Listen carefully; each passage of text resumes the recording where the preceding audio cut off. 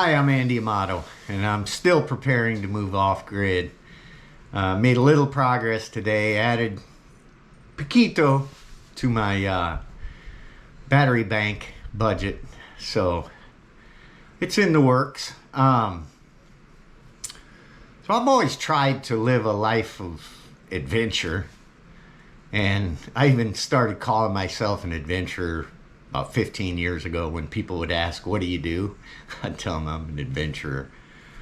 And I've always strived to do those things, but haven't always. I never prioritized it enough. I'm going to have a lot more adventures, but looking back on my life up until now, I should have prioritized adventure a lot more. I guess you just get in the system, you think, well, that might not be the most important thing, it's more important to do this or that, but I don't know. I think I would have been better off just following through with more. I tried to do as much as I could. I left the Midwest for the ocean to go sailing and stuff, and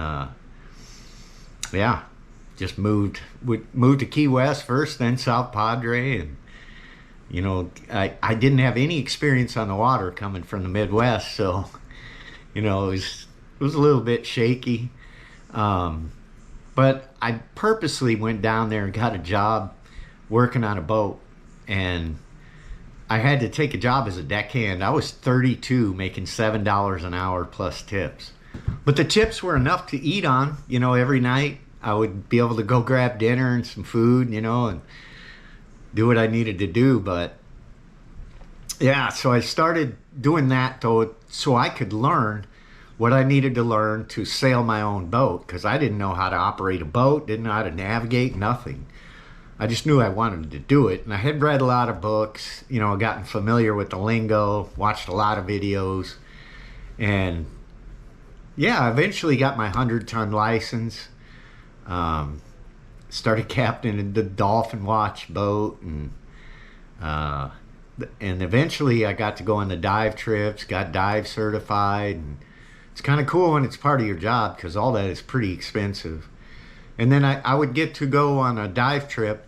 I'd go to help out because Captain Kinji would captain the dive trips, and he was more seasoned, and so I would get to go on one dive every trip, because the tourists would go on 2 dives, and then us, we'd handle tanks and everything on the boat for them, and then on the second dive or the first one, just depended on who was going first or second, we get to go down too.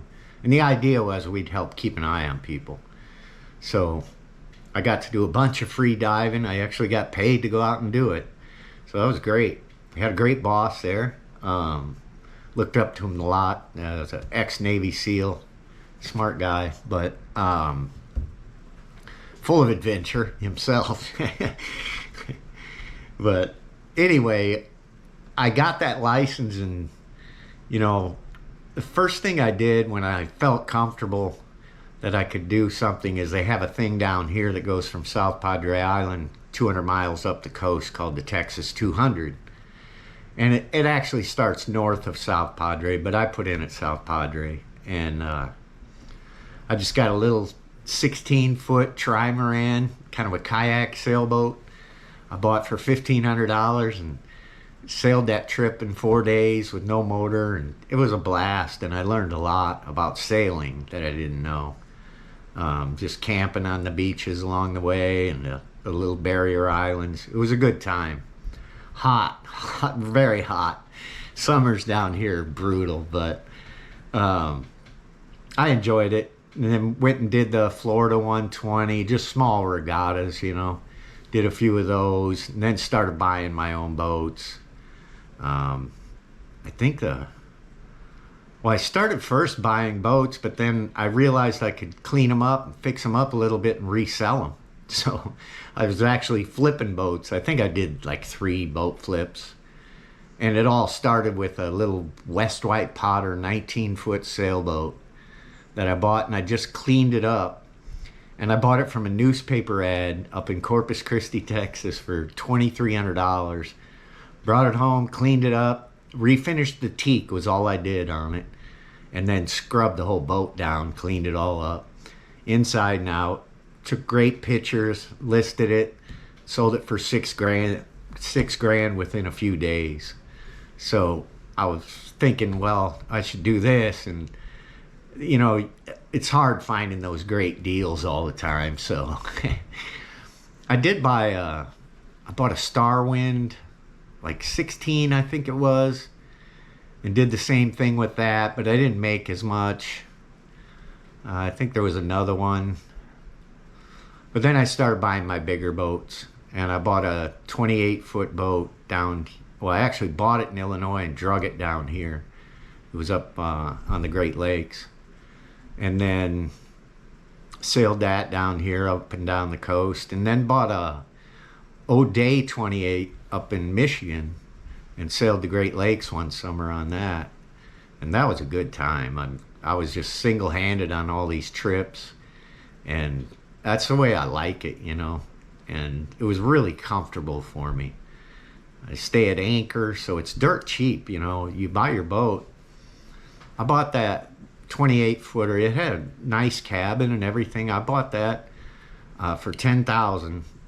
Did 3 months of sailing up there. Did a few things to the boat. I put about $1,500 into it, and then sold it and got my original money back. But I mean, the whole trip cost me $1,500 plus food and a little bit of diesel. I think the whole summer I might have used about 5 gallons of diesel. And then my solar system powered everything, so I'd just stay at anchor. And up there, for me, being used to the temperatures down here in the summer, I didn't need air conditioning or anything up there in the summer. Some days it would get a little hot in the afternoon, but as soon as the sun went down, you're putting on a sweatshirt, you know. Here, we'll be lucky if it gets down to 75 in the middle of the night. But yeah, I had a great time with that boat, but I don't feel like I ever prioritized adventure enough. You know, there's people done a lot more sailing than me, and I wouldn't have had to sail oceans, but I could have sailed to the Bahamas and sailed the islands. You know, anybody that does the Appalachian Trail, the entire thing, or what's the one out west, the PAT, Pacific Trail, I don't know. And anybody that does those, to me, is much more of an adventurer than me. You know, the longest thing I ever did was like 3 months long, but I built a boat too. I built a Strike 18 trimaran, and that was kind of my first experience in building things. And I mean, that's what I love to do. It kind of took over. And then the last time when I was on the Great Lakes sailing for 3 months, I loved it. It was great. But I couldn't, you know, there was nothing to build, nothing, you know, you're on that boat, your whole life is right there. So, you know, you don't have the tools to be building things. You can do repairs to the boat, but I just really enjoy woodworking. I haven't become good at it, I wouldn't say, but I've done a few things, you know. And some years ago, about 6 or 7, when I was first thinking about this, I built a shed in my wife's aunt's backyard for her. And I just wanted to see if I could do it, honestly. And I got it square and everything. I did a good foundation. I studied that hard, got it nice and square. The walls went up, you know, I stood them up. Everything went just like it should. But then I never really studied the roof, you know. And I didn't want to spend any more money, and I just used what I had. I think I could just I did a slanted roof. I just kind of laid flat boards on it and put plywood on the top and then shingled it. So, you know, but it worked. I mean, and if I ever did it again, I would do the roof. I know how to do it now. And so that gives me the confidence. I'm sure I can build a little cabin, you know, as long as there's not restrictions. It's probably not going to be built to code. Just recently, I wanted to try building like some kind of furniture or something. I was searching for something to do. And church needed stuff for the auction, so I built it was a planner table. I think that's what you call them. And it came out nice, so that gives me the confidence I can build the things I need inside the cabin and do the finishing work, at least in a rustic way, you know. And sometimes I'll just build something for no reason. Sometimes I'll just build something for no reason at all. I mean, I built like a little lock. It's, you know, decorative only because it would snap. But I'd make that thing. I'd make my own handles for stuff, even though I could go buy a little wooden handle for like $3.99.